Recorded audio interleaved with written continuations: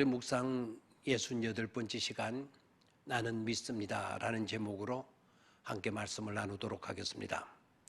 오늘 우리가 묵상하게 될 본문의 말씀은 야고보서 1장 12절 말씀입니다. 한 절의 말씀을 다 같이 보도록 하겠습니다.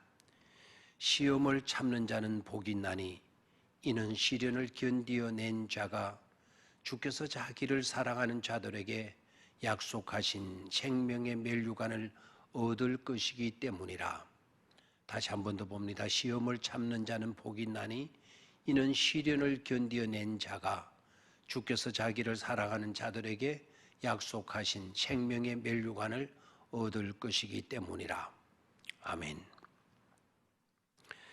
기독교는 참 하나님을 제대로 믿고 고백하는 고백 종교입니다. 교회는 베드로의 신앙 고백이 위해 세워졌습니다.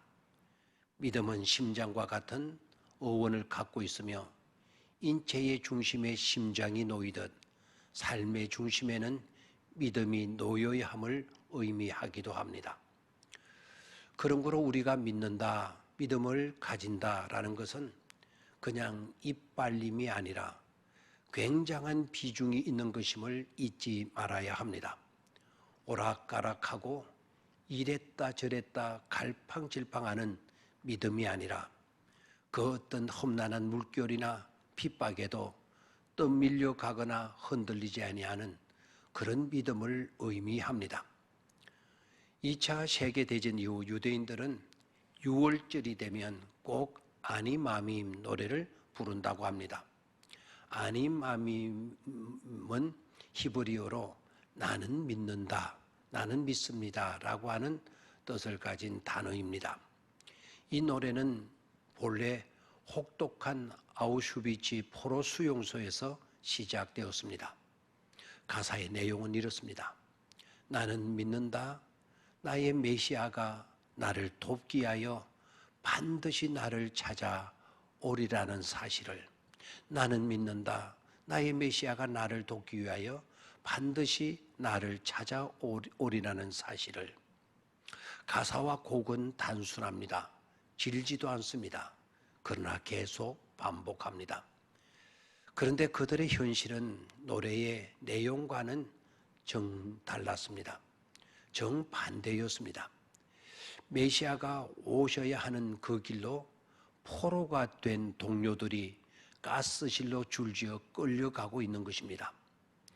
그런 광경을 지켜보는 그들의 심경은 어떠했겠습니까? 그들의 노래는 이렇게 이어집니다. 그런데 때때로 메시아는 너무 늦게 오신다. 그런데 때때로 메시아는 너무 늦게 오신다.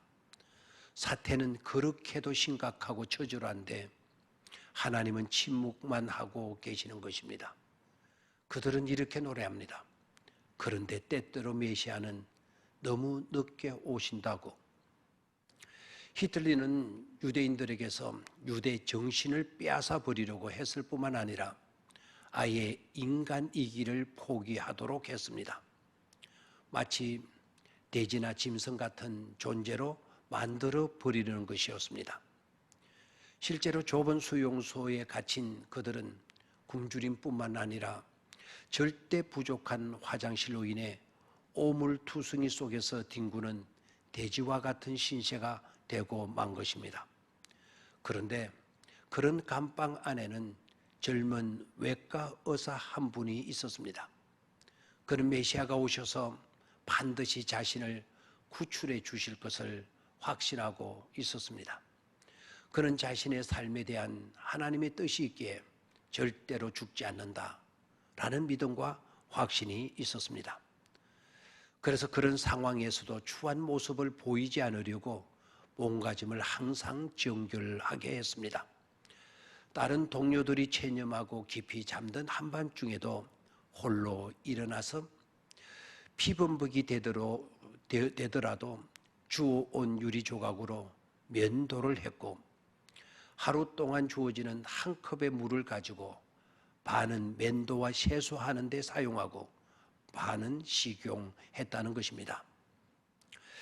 날이 밝고 이튿날 아침이 되면 죽음의 사자인 나치 병사들이 그들의 방을 찾아옵니다. 그런데 병사들은 수염 하나 없는 창백한 청년을 보고는 차마 그를 가스실로 끌고 가지 못하고 이미 돼지가 된 제수들을 끌고 갔다고 했습니다. 깨끗한 청년의 모습에서 엿보이는 삶의 강한 의지가 너무 강렬했기 때문이었다고 합니다. 얼마 지나지 않아 전쟁이 끝나고 그 청년은 소수의 생존자들 중 한 사람이 되어 풀려났습니다. 청년은 자신을 향해 활짝 열려있는 수용소의 문을 빠져나오면서 아니 마밈의 노래를 이렇게 고쳐 불렀다고 합니다. 나는 믿는다.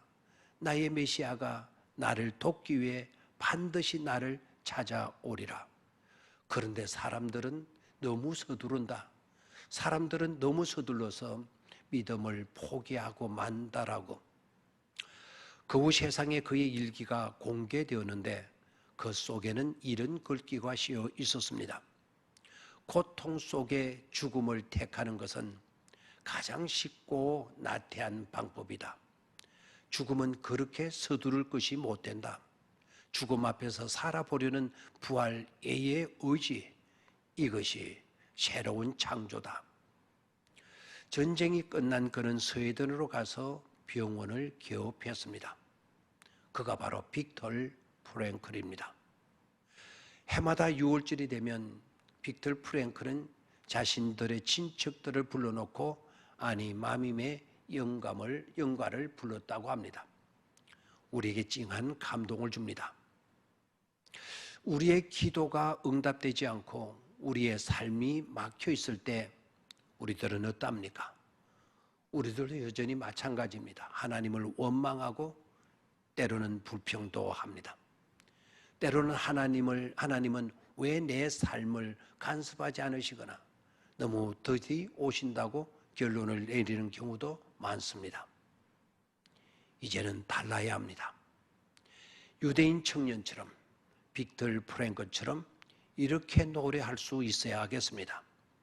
아닙니다. 그가 늦게 오시는 것이 아니라 우리가 너무 서두르고 있을 따름이라고. 오늘의 묵상의 말씀 다시 한번 봅니다. 야고보서 1장 12절. 시험을 참는 자는 복이 있나니 이는 시련을 견디어낸 자가 주께서 자기를 사랑하는 자들에게 약속하신 생명의 면류관을 얻을 것이기 때문이라. 오늘도 복된 하루로 갖고 갈 수 있게 되기를 바랍니다. 감사합니다.